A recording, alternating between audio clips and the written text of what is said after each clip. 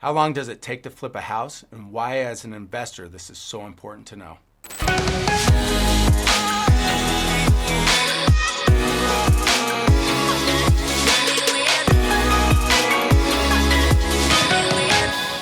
In this episode, we're going to go through renovation timelines, along with the selling timelines and how long it takes to actually sell the house. And more importantly, making sure that you're accurate in your numbers, and why estimating your cost and your timeline is so important. Obviously, when flipping a house, time is money, money is time. You want to get in and out of the property as quick as possible, but you also want to be realistic on how long it's going to take. There's going to be a few key things that we look at when doing this. This varies from project to project. What varies? Well, what needs to be done? How big is the property and the scope of work? What's wrong with the house? If everything needs to be touched versus just carpet and paint, well, there's two totally different timelines. Do you need an addition? Do you need an addition, or are you just turnkeying this property and is it ready to go? So when buying the property, it all depends. Are you buying it from a wholesaler? Because if you're buying it from a wholesaler, you have typically a very short time to close. Sometimes it could be as little as 5 to 10 days. We like to at least shoot for 30 so you could get everything lined up. If you have any say in it, the longer the close, the better for you.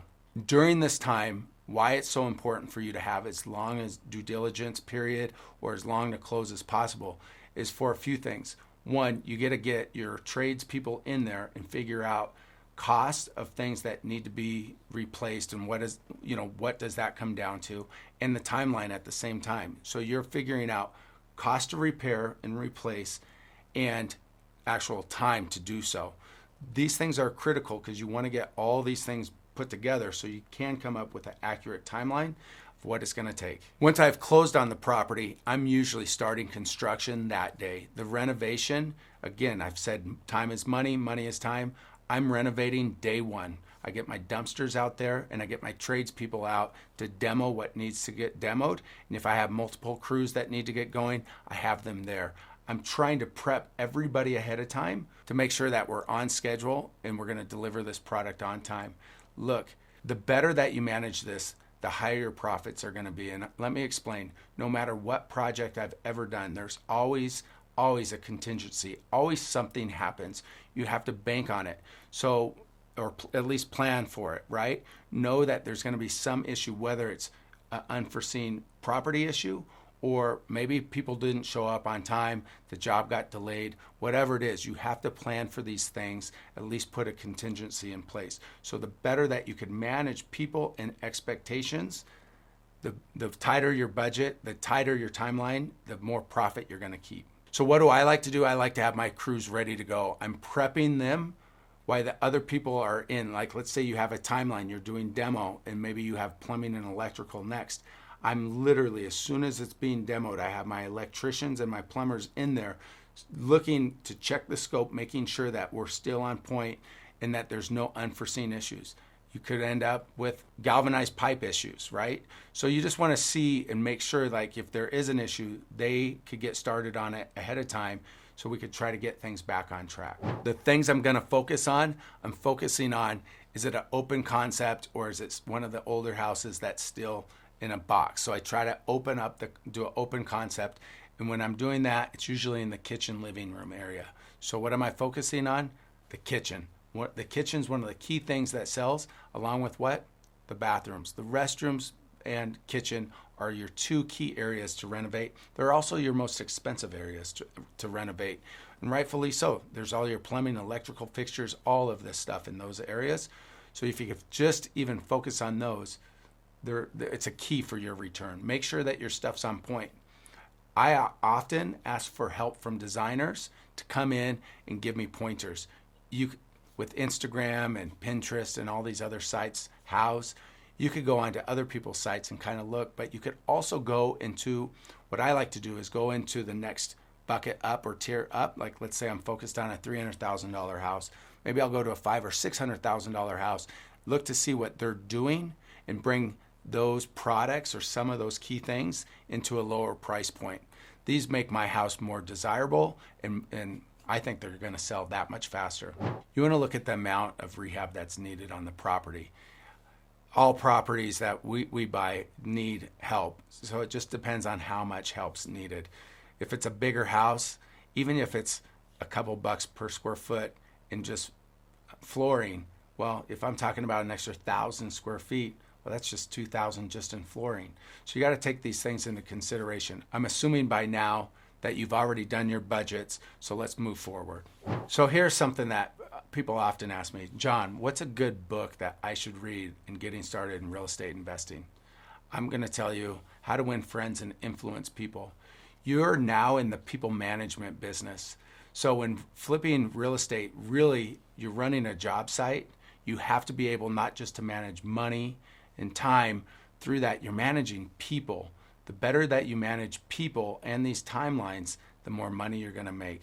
The reality is real estate is a low point of entry. What do I mean by that? A lot of people could just get in. So you have to vet these people, make sure they're reliable.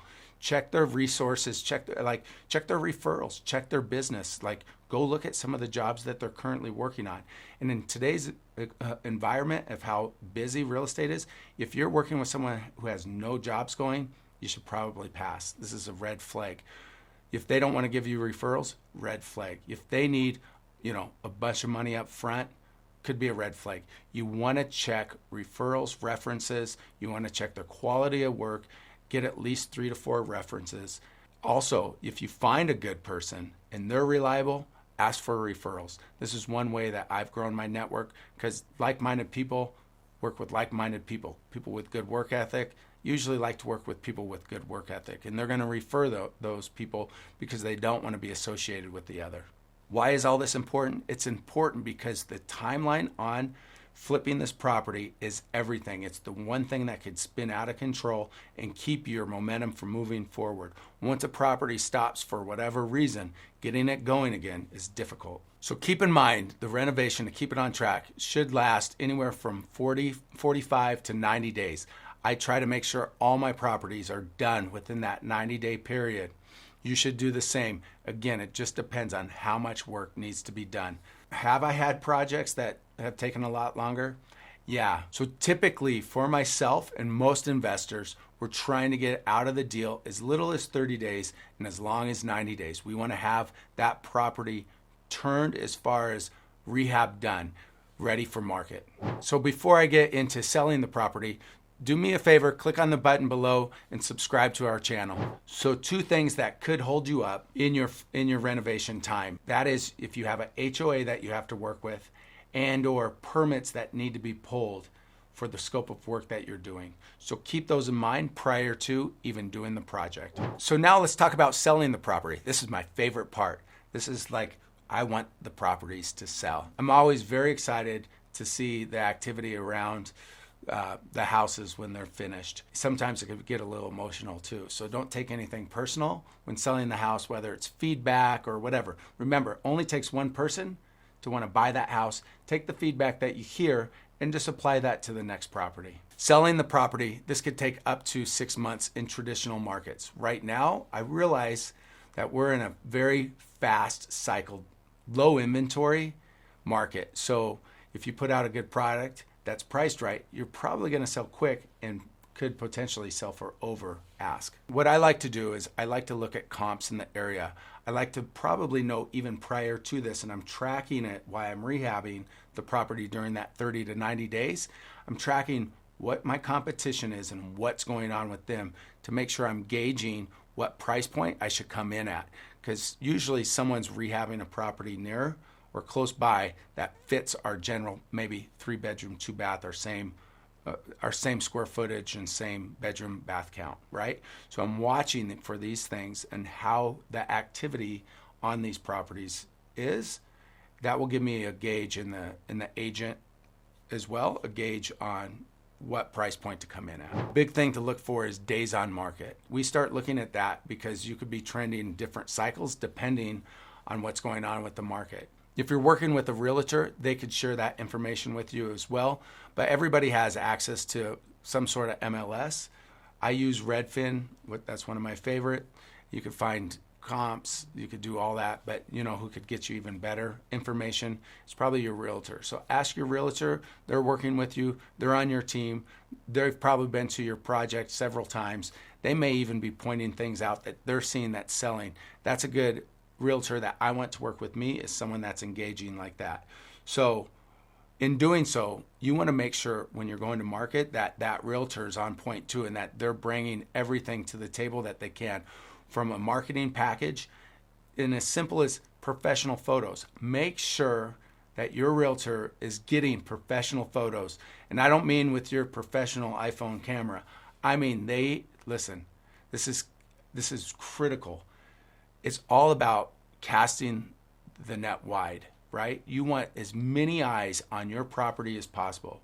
So if you have professional photos, that says a lot. It looks good. People are going to want to come see it. You want as many people in that house as possible to check it out, especially in the beginning. It builds excitement, and people have fear or loss that they're going to miss out on that opportunity if they don't take action right now. That's what you want to do.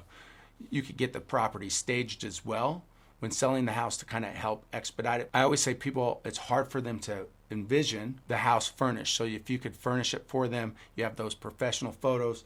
You know, maybe there's a weird area in the house, an area that's hard to stage. If you brought in a professional stager, they can make that area make sense instead of maybe the potential buyer trying to figure it out. So again, I like to stage houses. It makes it feel warm, makes it feel lived in. You don't have to, but it is a minimal cost, and I think with huge upside. There's also software nowadays that you can have people stage your house for you, and it's not really staged. So they can still visualize it, and maybe that's a less expensive option for you. And they can still visualize what the property is going to look like. These are things that I recommend everybody doing: getting professional photos, having your agent have a marketing plan, and asking what that plan is. I would also go as far as asking my agent what they feel like the timeline is, and if they're helping set the price on it, I think it's reasonable for you to negotiate a tiered commission structure with your agent. Let's just say they gave you a number and it's far from it, of let's say 300 grand, and looks like you're selling for 250. Well, instead of paying them 3%, maybe you should pay them 2%. Whatever that is, that's something to think about. You're all in this together, so it incentivizes them to hold the ground and make sure that the property sells for as much as possible when they're negotiating, but also it makes everybody accountable. Here's something I do to help expedite the entire process. I put a binder together with everything that's been done to the property. I list the colors, I list where I got the cabinets, the warranties, you name it. I have it in a binder, so when someone comes in, they could see whether it's blueprints, permits, you name it, that's been done to the property, and they could feel more comfortable and confident in their buying decision and making a decision right then and there. Especially if you are known as a fix and flipper, you guys, the better you do your execution on your finishes and even these small little details, like putting together a book about the property. It doesn't need to be the history of it, but what you did to improve it. This is going to give people confidence in their buying decision. You should be able to shorten your time on market if you follow these tips. So we've put together an extensive checklist for you when flipping a house of what to look for. So do me a favor, do yourself a favor, click on the link. It's yours for free. You're watching this now, you might as well take advantage of this free checklist.